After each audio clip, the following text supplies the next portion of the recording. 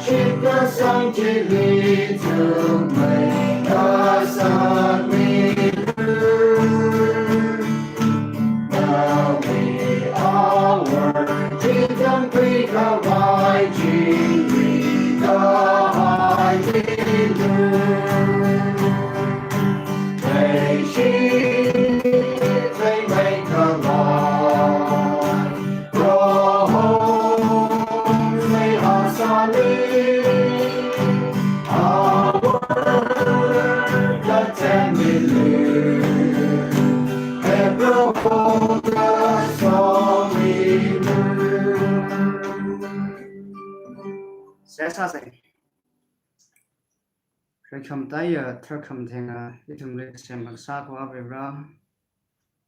ari atam pung hitran hili nawi rawina nawi jui shaki sakwai mening haire bebra khlum shan milo iba uklung kham khawane iba ngore na pemting hayam mine nawi tuiji ina mtuida rana nam chang mi a khawa kan khanam lai mane chu wangai na ra ri atam hu na khe hi nu commission ji ta so mi lo da chi shu ming li ka pone amen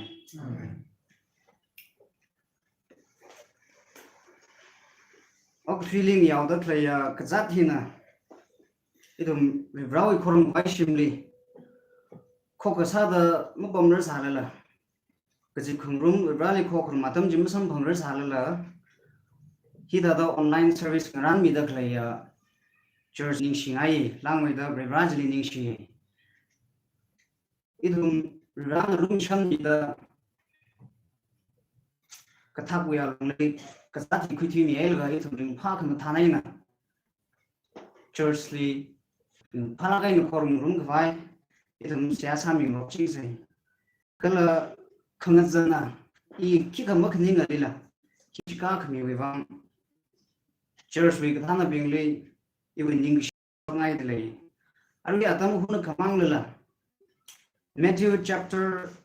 22 verse 37 and 39 wake up the greatest commandment number 1 le rally like she kala ga khani le khongnai na li like she kjiwi maram hili ina hunuga share sangai ido me rally like she la na li rally like she la da hanji ja like she da hangi ji hi masak mur khatuk lage mu duk le kan na kajang khat rally like she la da hanji ja like she ji hi hangi ji sakki za da thai Matthew chapter 22 verse 37 and 39 he Pharisee being that Jesus Christ li ra khang hana tu nei ina akshida pasho ngai Matthew chapter 22 verse 37 and 39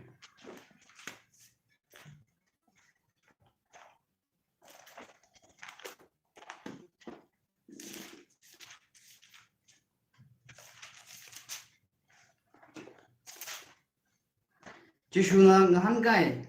nana lui proho breli na uklung namangla naning tongding da lishi plongra hina matai makeup ka je khare ning khamina ka khania khamtai ning khamiba nui khongnai no blingli na khalata legishi thada lishi plongra ayin tui kala maran tui saikor ni khami khani hui lungli laisera Moses na Israel ngau bing li tham laga lam hangli ka da tam li dam ning khmi ji mi ga hai ya tui nei he Jesus Christ na koi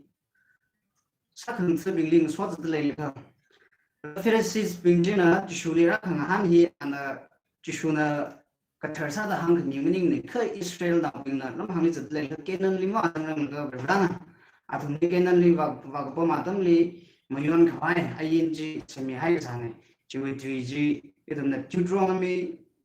chapter 6 verse 5 li la samhangra dala adu jile rally legacy kaji hi ning khmi wi ngai jile tai makeup ji hak makeup ga khane jine ta le jirak la jiga nawi uglum kala nawi mangla nawi ning tong jing da le shi phungra kajin mark aina look liver yang pongsha tara hangai jilang rum sangai ta hina kajit thaiba ithum rally le shi hi asa akai nam le shi vai kai thum mi khlai le ga tong kajin rally le shi phungra kajin tala rally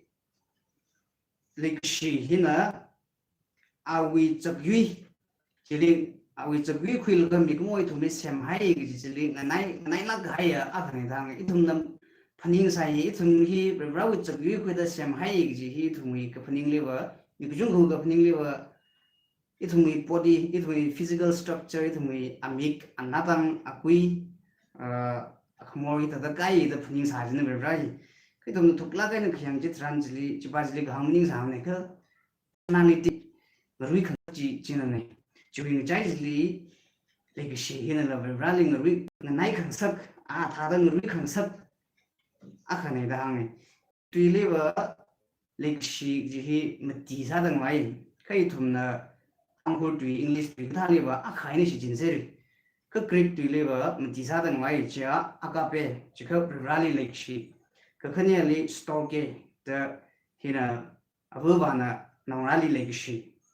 cái là Pheinao the hi là một số nào bình chỉ nông rally lịch sử cái là Eros the hi là yaron ngala we lek shi tai da dam ting wai hi wing chai li aka pe laf tai rally lek shi hina ma tai ma gap jin hina hak mai kap ji ne hi ma jang go ka tai ga thum ji ma ga nam are ma ne che na ka khni ba li jisu christian na jisu christian na ka khni ning khmi ba ji na ki gla ji kha i thum ni khong nai na li i thum khlat ta lek shi da da lek shi jen ta i thum ni khong nai na hi ki pa long ro to i thum no kyang ji tran ji li jisu christian na chan jam mai na hangai Luke chapter 10 verse 30 li samaritan we khajana kai thum na pha wi sam phang ro mya ga hi Jericho tar da Jerusalem we na Jericho tar da chat ka sa li phomok shao bing jin na song fu le ali ka san ga jon la pong khu mi hao cái là ali mala cái này sau miao the pasa khama zel ga lek sa tan li pamun akhra la ga ana awi chili mara la thai thai la ga songbo ga dei lim kan theo cha sa ga ga thumali samaria na akhra ta na chon mi ga ji khrajan ji thumna sambang ne ta hi le yang kha wa I thum khong nai nau ji na wi shim next building li ga pamba ji lim ning sa ma ne ko khong nai nau ji ba hi wa I thum wi I thum na thấy đượcเลยก็จดกระจังคงđượcเลยก็เลยขังจนตระการซาđượcเลยเป็นที่ทุมวิคงないน้องเลยก็ใช่ไหมเจนจะเป็นจะเลยทุมขลัดเลยสิท่าเลยสิพลงรก็ใช่ที่สุนัขพังนั่นนิ่งขมีทราลียังเขาว่าฮีอารุวิราลีเลยก็สิก็เลยคงないน้องเลยก็สิก็จีฮีนั่นนิ่งขมีทราฮีน่ะไปฮีเลยจังเสรีนิ่งขมิทราวีอาใครน้องพอกเลยก็มันดีเจียบร้านิ่งเลยก็เดลี่บร้าเนี่ยแต่มุกนิ่งไปมันก็เลยยมมูลิมุกขรมไปมันเลยมามังลีบร้าวิมิงสิ่งไปมันขมันเดียลี่มาจิมิชอลิกภาพภาษาตะปงกิโลกจิกทุ่มหินบร้าลี relationship ก็เลยวินก็เลย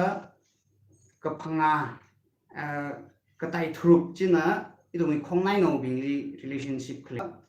hi gadeo ko strict sa mai li da wali hau thuk mai da wali hau New Testament li ning khmi thrawi number ka thuk ka ba hi mi shau that chara bi ba hi Matthew chapter 5 we 22 li wa ugrung li khyang abri brane kizini ithum na yarwi li lagha ka pha ot sagi ji hi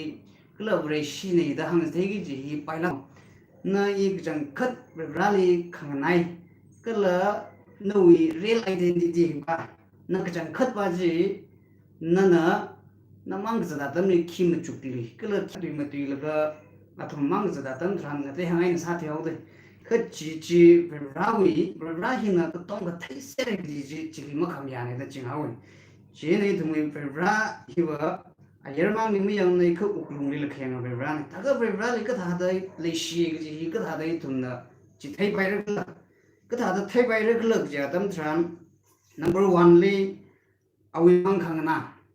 awi khang na hi na ba li le shi ge ji hi ji thai bai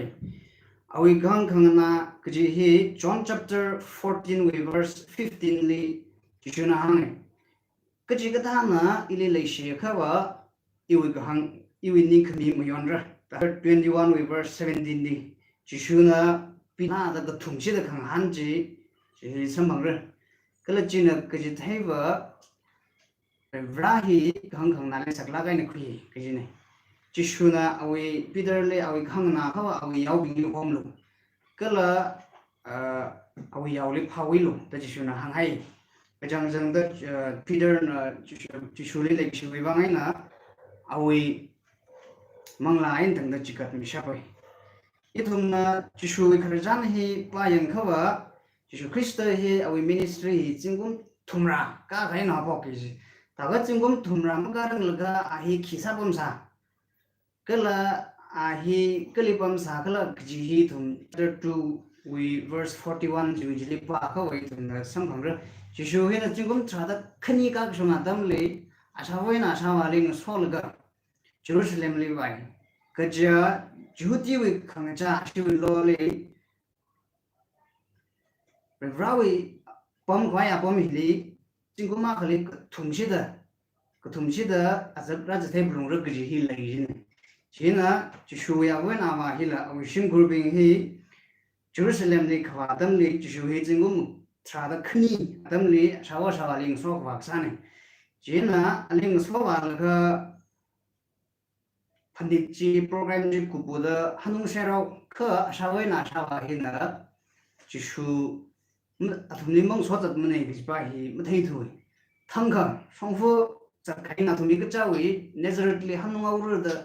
zat kai ni ka songfuli zat le le ka ashin nauji jishu jin ma jang sa thu da ning khrik la kai na Jerusalem jili pha khara ni ja tam le Jerusalem li pha khara tam le ka ko thuma thangui thiri samphang he dang I thum na number ka ko thum ji Bible li ka significant sala kai jishu na Peter le ka thum ji da na li jang khat le jira da han kala Harwana ka thumshi da khongrang la ka jishuli Peter na mamiyama na kaji kala ka thum thangwi thili jishu Krista na ringchok liya kala hili hang khai ka thum thangwi thili jishuli sambhangai kata sambhang la jaga Jerusalem li ayin ka thema bing li Khrajan sa la ka ngchek la ka pom sai tang jina awena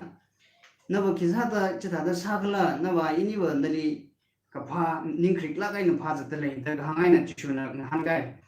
kisa da ili phak le iwa isawa wi shimli pamr da thum ma thai na ana hang hai ka tong ji ningli sha phai tit ma man ta hang hina kala yuithili na 51 jiwi khrajan rai cha wi verse 51 li yang kha wa jishu hina jiwithili asawa ling sol ga hanungau Actually, Nazareth li hanungai ka hang na hong pom hawi kiji awi khrajan jingum 30 wi hang na hong pom hawi kiji mang je ne ta ko kai ne jin hin kiji thai ba wa Bible hin na khang na hili sakla ga ni khui kiji ne je na I thum na Jesu Christ li le shi kiji hi awi khang na he na I thum na thai bai ga jing li la tra ka leader kai na ta shula ga na point ko thumai na ta hang ngai ni ka khani sa da Ali ka phaning hina ali leishi gji hi shakhi ne higla jikai thum na thai yaron la leishi khangrok chi tranjili muchu khangrok ingli phaning khangrok hi lei ji da ga mai nei thum na leishi kho wa brali leishi kho wa I thum ali ka phaning hi lei rong gi ma phaning lak leishi da ka hang hi wa mong shum ne kala ali leishi hi leishi jikai thum hi atami rong gi ne John 3:16 li thum na kapali Rahina ogthui hili leishina hauta awi nauji mi khami hizang dine leishi hili khami hi mleila mleishi bai din na tam khami ji hili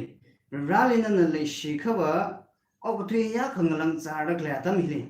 ogthui lang char ro thai bom hili rawi wang na atam kran ga khaishok mi dele kajiba hina rali leishi ji china shakhi ne chen profsai Kagu thumale thum rali leishi ji hi kata thai bai rak le ji kha anna maning jang ot maksa anna maning jang ot ji khirak le ji ga morai re hin na morai lening jaila kai juwangai na I thum na rali leishi ji kha ba anna maning jang ot I thum masa phumar reli le leishi kala ma ko phaj le leishi muji bai aka pongoi jin akhle ning jang akhle leishi kha ba akhle ning jai phumar kala akhle ning jai kha ba akhle leishi re akhle leishi le kha akhle le leishi khani ni le leishi rum bai mang rum bai ni akhawa khani le arawa kana ot mang sa bai ni ji ji thun na sha jing ni je na rali leishi ji hi awi ana maning jang ot mak sa hen je thai bai le shi quality hi pon na Corinthian ping ka ka bi ji thi khare Corinthians 13 we 3 we jena pada ko itun samphang rali like shi hina show me shop ấy lịch sử hình Jimmy shop ấy lịch sử hình khlat tàu vang mà phần hình này cái gì tụm nè bà bùi sân bằng lịch sử quality bình cái gì chẳng xem nữa tụm nè cũng là cái thế này của First Corinthians 13 with 3 gì ba milo chỉ chính gì ba ta milo chỉ thấy rồi cái tụm nè cái li queer nè là la sa cái lịch sử hình khawat mà mình lịch sử hình show me ngay Jimmy ngay à cái tụi mình về sĩ tụi mình khi ngã tân tràn thì quality bình hi tụi mình về sĩ vì lấy chắc không mới lấy cái gì thầy cái là tụi mình hi ô cái thuyền mình ót vai lấy sĩ mình khá đại ta lấy sĩ mình khá khai thật thầy chiều vang ấy nữa tụi mình lấy pháp đa thằng rock cái là nâng thằng rock bu thằng ba hi khá này khi tụi mình pháp đa bằng cái gì ác lấy chỉ khi cái cái ô cái thuyền lấy 이tum nang ran sang dak le ot here temporary wang itum no thui le khara hi wa temporary wang ne rana itum le ok thui le jo khara hi wa kajing ram le wa sang khwai khangran na sa khwai jo khara ne ji itum phling brong re ji na temporary wang ai ne itum mang la phasa hi mi mang sa de ji mi ku chung khang na nang ra wi wang ka la athum mi naw de ring phala ka naw thui khwai wang ai na khangran le athum wi phusala mangla la shiman ga hi lei ne na tse ga hi lei ne kha chin ali sing ram lim zang sak kha ba ka khalat ma lei ne thum rawi lei shi ji ji le mo hom ne je nei thum na thai blung gi ja ka jing ram li ra nang rang khai ba ji ji ba ji li khom tse gi ji ne temporary wang hi li thum lung ring a se khờ cái tầm mốc vai về rau là riêng làm đi thùng riêng rán mình hay chỉ vào sang vai ít thùng các ngã sẽ Jesus Christ là số gồm một bình là the church linga thật ra tâm li anh đi lên cái là à thùng mirin chỉ cái mình sắp sai cái thùng nát chỉ thùng yang khâu à rally cái là Jesus li lịch sử vang này là vì mirin chỉ cái mình sắp là chỉ cần mình sắp kỹ cái gì mình lấy sao là 이tum hi question 상하이 지네 레기시 히 그지 왜는라 다가 레기시 히 그지 왜는라 클 지카버 First John chapter 4 verse 19 hanga hai 레기시 에 tum 왜는 말함네 카 브라 나 이tum 리 레시 하고다 이tum 나 리 레시네 아나 이tum 리 레시 레 하고다 이tum 나 리 레시네 이제 First John chapter 4 verse 19 hanga hai 지 자카버 레시 히 브라 웬 크란 이tum rally like she here and itum like she we reflection kala First John chapter 4 verse 8 li la lang cover God is love rahi like she ne rahi like she like jimning cover rahi like she ne which means awi like she he ku bhaugi jimong aj ne mu kumar kha awi le khawat mu le like she he thada a he like she lag jin ali chang khawa itum hi like she sam bang anh ấy thun li like she hi kina proof sagla jika John 3:16 li ana we now Jesus Christ li thun li jihora mi jin proof sai itum mi shimana wi da bang san itum li moral phum hai da itum shimana ro da bang sa li rajna itum li like she na ai bang hai na we now ji mi ta hang de ji na itum na rana itum li like she gi hi we now jihora mi jin proof ne 그라 이tumna lekshi cái ta samphang rất là cái Jesus Christ lekshi cái sang gì nữa itumna lekshi cái samphang cái rồi lại Jesus lekshi sang là cái mang là cái thơ chứ nữa rồi ra cho mang là cái thơ chứ rồi ra là mang là cái thơ mi đây itum li mang là cái thơ ra xuống đó chỉ này rồi ra thì lekshi sắp cái gì này rồi ra thì cái ta lekshi rất là cái này li rồi ra thì itum thấy phong rally mà thấy cái itum hiểm lợi sĩ bay này, chỉ là li thấy cái gì cái thằng thấy rất là gì cái itum rally phá phong rất, itum là miếng li sắm bằng ngay cái vậy itum sim li cái sai cái mà bom hay này, itum phá là cái sắm bằng này, chỉ đã cái mấy này itum là rally cái phá ra sắm bằng rất là Jeremiah chapter 29 verse 13 li hàng hay này, chỉ là lịch sử son nào bình, rally na itum li lấy sĩ hay đã vì nào chỉ thùng li mì hay, thế là nó in là rau lấy sĩ chỉ sản phẩm đấy chỉ có chủ lý lấy sĩ, chỉ xử lý sự cái sang thế này thùng rau lịch sử chỉ xâm hỏng thế này anh rau lịch sử chỉ thùng mới mất lịch tràn ít thùng khơi tông là hoạt khana chỉ tràn chỉ lì ari we học mình cấp cái gì khami khani rau lịch sử uklung mangla ding tong ding cái lịch sử cái là không ai nào li thùng khơi tơ lịch sử hi rau ấy là phong sắc của khuyên ninh lấy thùng hi mà sao cái gì này chỉ vài nó rau lịch phá cái sel là cái ít thùng khai na khai lịch sử rock se chỉ tràn chỉ lì chính lì khai apom sao thì rau ấy lúc không xong là ở lịch sử gì nó thùng li atam cái gì đó lấy mình chính luôn nó gì hàng mà càng chẳng ao cái ít thùng năng chẳng khai mang những cháu rằng cái a주 Sunday lần này chỉ cần mình hay church li ram mình hay church we account li ram mình hay lần này chỉ cần mình hay mình chỉ cần mình hay chụp hình vang cái là a주 mà thấy là cái là ram trong này nè a주 fasting program da yearly corona we ram hiu vang này có không ai sẽ xa được lấy, bông cái chúng cái lấy đấy, chú vay là mà khni chú vang ít thùng sẽ sang làm gì, cái sẽ xa cái chẳng sang gì, sẽ xa gì, rồi không tay thở không thành à, ít thùng này tấm cái gì đó lịch sử chính cái gì vậy ra, ít thùng nên là ít thùng này lịch sử cái gì ít thùng pháp ta thu đó, cái là ít thùng này chỉ mới thấy quy tụ đó 이tum atam kesangga mujat sai rana winding kejang cili itu meringger samane nana kesok hai cili itu besar samane kau bebra aju nana narawli cijen milaga nana itum le shi hai da nawi nau ci horami kala cili nawi nau cili shi kesang tharan itum na nawi le shi ji sambang hai ne kala nawi le chỉ sản phẩm hải sản ít thùng nân li ít thùng mấy cái cái tông hải nân li lấy xí sập rồi cái là không ai nào lấy xí sập rồi cái gì nawi tùy đi hàng hải này chú vang ấy nó ra ít thùng li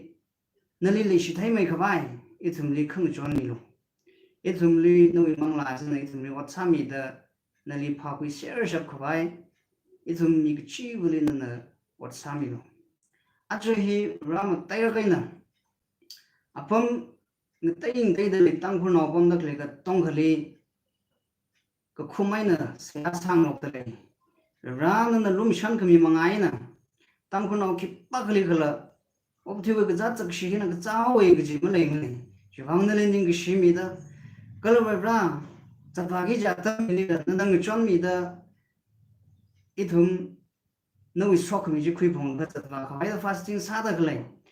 ramli bom dak le ka thana bing no apong ta ing te de ngi chon rok ta hi song khang khing rok dak le atam hi tran hi tang khu no ki pa le ka ra ma ka pha jin mi ya no khan no wi mang la ka thar jin ngi chon mi da no wi mi khai khang ga ya na no ho khui ga ya mi nei ga na protect sa mi le ka itum general no wi te kham te ji mi ka tai bing nei thum le sham khui no ra ar atam pung hi le church we lan khong le mi dak le ya tai chan gram mi dak le ya